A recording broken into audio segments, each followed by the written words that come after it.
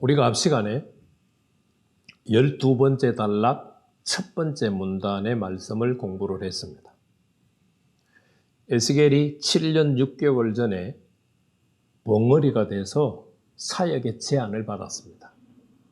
그런데 하나님께서 예루살렘 멸망과 더불어서 첫 번째 하신 일이 에스겔의 혀를 풀어주는 일을 하셨습니다. 그러니까 예루살렘 멸망과 더불어서 에스겔 선지자가 자유롭게 사역할 수 있도록 하셨다는 거죠.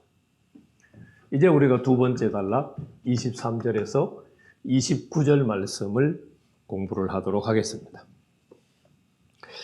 23절은 관용구로 시작합니다. 24절 첫 번째 단어까지 여호와의 말씀이 내게 임하여 이르시되 인자야. 문단이 바뀔 때에 늘 나오는 관용구죠. 그래서 24절 말씀을 보면 이렇게 기록이 되어 있습니다.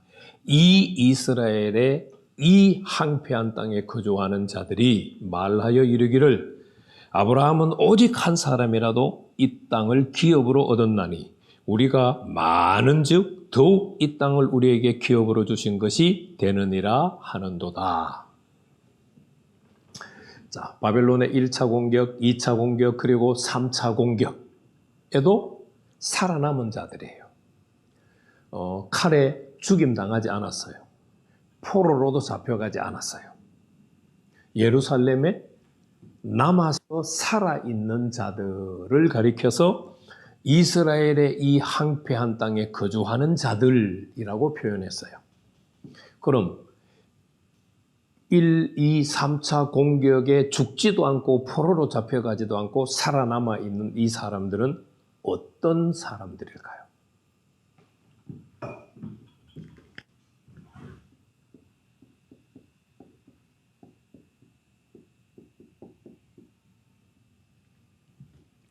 왕하 25장 12절 말씀을 보면 바벨론 왕의 시위 대장 느부사라단이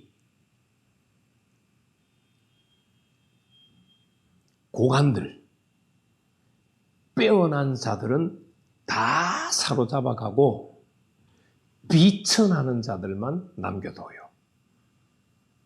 그 비천한 자들에게 뭐를 시키느냐? 포도원 관리를 맡고 농사 일을 맡겨요. 그러니까 이 남아있는 자들은 비천한 자들이에요. 그 비천한 자들이 무슨 생각을 했는가? 아브라함 한 명이잖아. 아브라함 한 명에게 하나님께서 이 가나안 땅을 주셨잖아. 그런데 그 비천한 자들이 보니까 남아있는 자들은 몇십 명, 몇백 명, 몇천 명, 몇만 명이 되거든요. 그러니까 그들 생각에 아브라함 한 사람에게 이 땅을 주셨는데 우리가 살아남은 자, 우리를 보니까 우리는 숫자가 많아. 그러니까 우리에게 이 땅을 주시는 것은 너무나 당연해 라고 생각을 한 거죠. 만약에 이 남아있는 비천한 자들이 여호와 하나님께 하나님 이 땅을 우리에게 기업으로 주시겠습니까? 하고 물었다면 그들은 거짓 영의 응답을 받은 거죠. 하나님은 지금 주실 계획이 없는데 그들은 이 땅 우리의 기업으로 주실 것이라고 결정했으니까요. 만약에 그들이 여호와 하나님께 이 땅 우리에게 주시겠습니까? 라고 안 물었다면 그들은 자신들의 생각으로 판단하고 결정한 거죠. 아브라함 혼자 이 땅 받았잖아. 우리는 지금 사람 많잖아. 그러니까 우리가 이 땅을 기업으로 받는 거 당연해. 자기 마음대로 결정했다는 뜻이 되겠죠? 자, 이 비천한 자들이 말하고 있는 이야기는 이미 에스겔서 11장에 예루살렘 멸망을 예언할 때 하나님이 하신 적이 있는 말씀입니다. 자, 예레미야 11장 15절 말씀 한번 찾아보시죠. 너희는 여호와에게서 멀리 떠나라. 이 땅은 우리에게 주어 기업이 되게 하신 것이라. 자, 에스겔서 11장 상황도 이미 1차 포로, 2차 포로로 잡혀간 상황이에요. 그리고 예루살렘에 남아있는 사람들이 아직 3차 멸망당하지 않고 남아있는 자들이요. 그들이 말하기를 1차, 2차 포로로 잡혀간 자들을 보고 너희는 멀리 다른 나라로 가라. 남아있는 건 우리 땅이다. 이렇게 주장을 했었어요. 그때 하나님께서 그들에게 뭐라고 답변하셨습니까? 11장 17절 말씀을 보면 15절 이하의 말씀 보면 이 땅 너희 소유 땅이 안 돼. 11장 17절 말씀 이 땅은 항폐화될 거야. 그래서 바벨론 포로에서 돌아오는 자들이 이 땅을 기업으로 얻을 거야 라고 말씀하셨어요. 그렇다면 오늘 33장 24절에서 이거 우리 기업이야 라고 주장하는 자들은 어떤 사람들이에요? 11장에 이미 선포되었던 하나님의 말씀을 못 들었든지 들어도 받아들이지 않았든지 둘 중에 하나겠죠. 11장에 남아있는 자들이 1차, 2차 포로로 잡혀가지 않고 죽지도 않고 남아있는 자들이 주장했던 것 그대로를 지금 3차 바벨론에게 완전히 멸망당하고 난 다음에 남아있는 자들이 주장하는 거예요. 똑같이.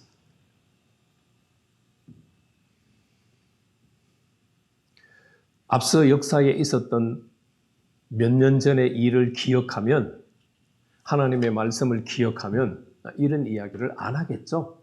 그런데 그 하나님의 역사, 하나님이 하신 말씀들을 기억하지 않으니까 아니면 듣지 못했으니까 이 이야기를 하는 거죠. 그래서 하나님께서 25절, 26절에서는 그들이 땅을 기업으로 받을 자격이 없는 5가지 이유를 이야기합니다. 25절 그러므로 너는 그들에게 이르기를 주 여호와께서 이같이 말씀하시되 너희가 고기를 핏째 먹으며 피를 먹으면 안 되죠. 피는 생명이기 때문에 하나님께서 절대 금하셨잖아요. 그런데 하나님이 절대 금하신 고기를 핏째 먹는 거예요. 두 번째 너희 우상에게 눈을 들며 그러니까 여호와 하나님을 바라보지 않고 우상을 바라보고 그 우상을 의지하는 거예요. 우상 숭배하는 거예요. 세 번째 피를 흘린다. 이 피를 흘린다고 하는 말은 이미 에스겔서 22장에서 다양하게 언급이 되어졌어요. 진짜 살인을 포함해서 고관들, 제사장들, 왕들, 백성들이 짓는 모든 죄를 통틀어서 피를 흘린다. 이렇게도 표현을 했어요. 그래서 피를 흘려요. 그래서 그 땅이 너희 기업이 될까 보냐? 이 의문문은 절대 부정해요. 절대 안 돼. 라는 말이에요. 26절 말씀을 보시면은요. 너희가 칼을 믿어 가증한 일을 행한다. 네 번째죠. 칼을 믿어서 가증한 일을 한다고 하는 말은 폭력과 무력을 일삼으며 살아간다는 얘기예요. 하나님은 인애를 베풀며 살기를 원하시잖아요. 정반대의 삶을 산다는 뜻이죠. 5번째, 각기 이웃의 아내를 더럽힌다. 10가지 명령의 말씀 중에 마지막에 뭐예요? 내 이웃의 아내를 탐하지 말며잖아요. 그 말씀들을 어기며 살아가는 거예요. 그래서 여호와 하나님께서 1, 2, 3차 공격 가운데 포로로도 잡혀가지 않고 죽지도 않고 살아남은 자들이 이 땅의 기업은 우리 거야 라고 하는 주장에 대해서 아니야. 무조건 아니라고 말하지 않았어요. 너희가 이런 삶을 살고 있기 때문에 5가지의 삶을 살고 있기 때문에 땅을 기업으로 받을 자격이 안 돼 라고 지금 선언하시는 거죠. 그리고 27절 말씀을 보면 여호와 하나님께서 그 남아있는 자들에게 어떤 일이 일어날 것인지 하나님이 어떻게 심판하실 것인지를 말씀하세요.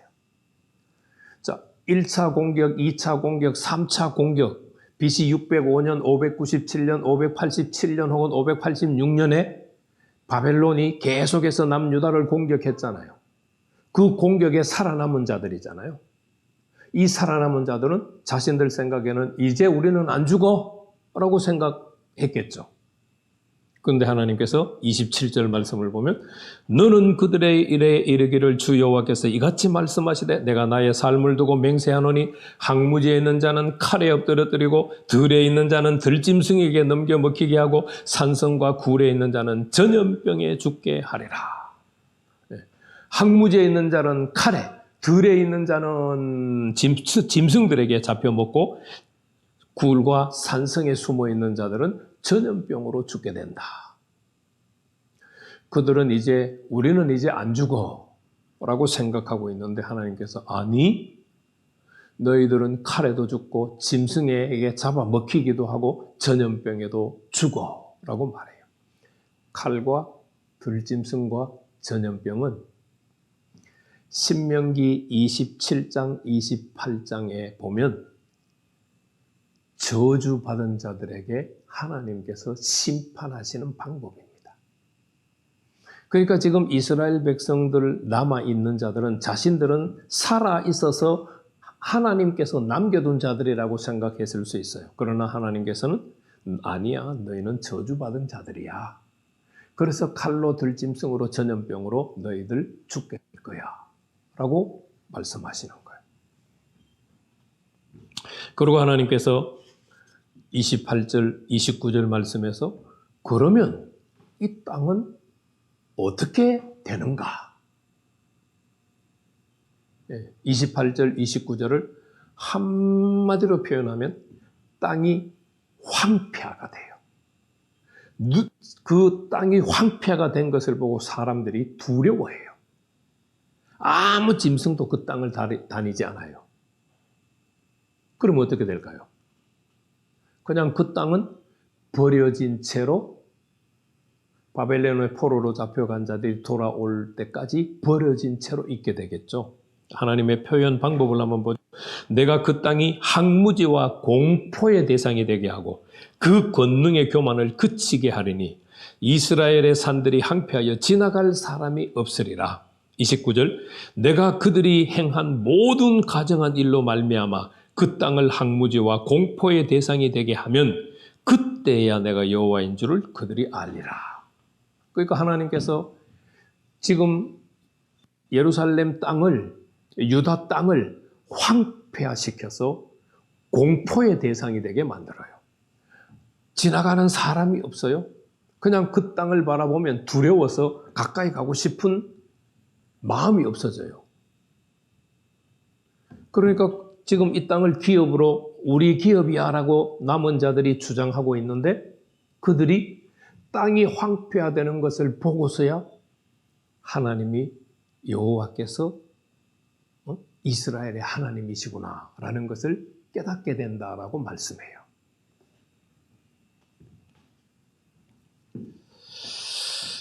우리가 이 12번째 단락 2번째 문단을 보면서 이 말씀을 통해서 나의 어떤 부분을 살펴봐야 될까요? 우리는 혹시 1, 2, 3차 공격에 죽지도 않고 포로로 잡혀가지도 않고 남아서 인간적으로 판단하는 것처럼 우리는 혹시 내가 목회하는 현장에서 내가 살아가는 삶의 여정 가운데서 내 생각대로 판단하고 행동하는 것이 혹 있지 않을까요? 오늘 말씀을 통하여서 내가 목회하는 현장에서 내 생각과 내 판단으로 하는 것이 무엇인지를 깨닫게 된다면 아마도 유익한 말씀이 되겠죠.